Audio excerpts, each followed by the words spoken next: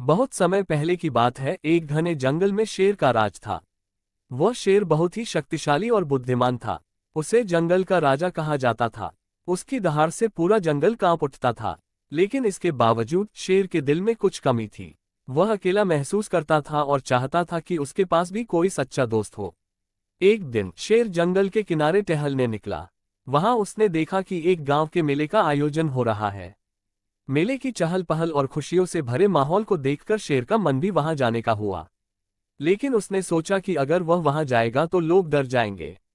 फिर भी शेर ने सोचा कि वह दूर से ही मेले का आनंद लेगा। शेर ने देखा कि मेले में लोग कितने खुश हैं। वहां उसने देखा कि एक छोटा सा बच्चा, जिसका नाम राजा था, अपनी मां के साथ मेले का आनंद ले रहा था। राजा का चेहरा उत्साह से भरा था। वह बार बार अलग अलग स्टॉल्स पर जाकर चीजें देख रहा था। उसकी मासूमियत और खुशी को देखकर शेर के चेहरे पर मुस्कान आ गई। फिर एक दिन शेर जंगल के एक शांत झील के पास बैठा था। वहां उसने देखा कि वही बच्चा राजा एक लकड़ी की नाव लेकर झील में खेलने आया है। शेर ने राजा को झील के किनारे से देखा और उसे देखकर बहुत खुश हुआ। राजा ने भी शेर को देखा और डरने की बजाय उसने शेर को मुस्कुराकर हाथ हिलाया। ये देख शेर चौंक गया। राजा ने शेर से कहा, तुम डरावने नहीं हो, तुम तो बहुत प्यारे हो। शेर ने हैरानी से कहा, तुम मुझसे डरते नहीं हो। राजा ने कहा, नहीं, तुम मेरे दोस्त बन सकते हो। ये सुनकर शेर का दिल खुशी से भर गया। शेर ने राजा से पूछा, तुम्हें मुझसे दोस्ती करने का डर नहीं लगता? राजा ने मुस्कान के साथ कहा, नहीं, दोस्ती में डर कैसा। शेर ने सोचा कि राजा की सच्चाई और साहस ने उसे एक नया दोस्त बना दिया है। अब शेर और राजा दोनों अच्छे दोस्त बन गए थे। दोनों अक्सर झील के पास मिलते और साथ में खेलते।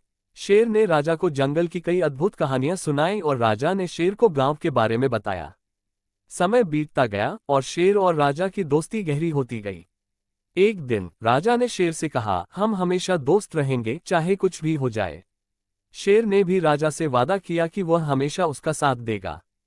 गांव के लोग भी धीरे धीरे शेर से परिचित हो गए और उसे एक दोस्त के रूप में स्वीकार करने लगे।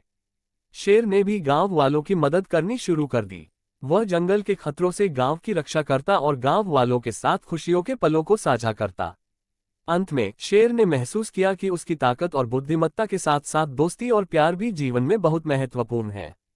राजा और शेर की दोस्ती ने जंगल और गांव दोनों को एकजुट कर दिया। शेर और राजा की दोस्ती पूरे जंगल और गांव में एक मिसाल बन चुकी थी। उनकी कहानी न केवल बच्चों को बल्कि बड़ों को भी प्रेरित कर रही थी। शेर ने महसूस किया कि राजा के साथ उसकी दोस्ती ने उसे एक बेहतर राजा बनने की प्रेरणा दी थी। अब वह न केवल जंगल का राजा था, बल्कि गांव वालों का भी एक प्रिय मित्र बन गया था। एक दिन शेर ने राजा से कहा, राजा, मैं चाहता हूं कि हम अपनी दोस्ती को और मजबूत बनाएं। क्यों न हम जंगल और गांव के बीच एक ऐसा पुल बनाएं जिससे हमारे बीच की दूरियां हमेशा के लिए मिट जाएं। राजा ने तुरंत सहमति जताई और दोनों ने इस विचार को गांव वालों के साथ साझा किया। गांव वालों और जंगल के जानवरों ने मिलकर एक सुंदर पुल का निर्माण किया। इस पुल का नाम रखा गया मित्रता सेतु। इस पुल ने गांव और जंगल के बीच एक नई शुरुआत की।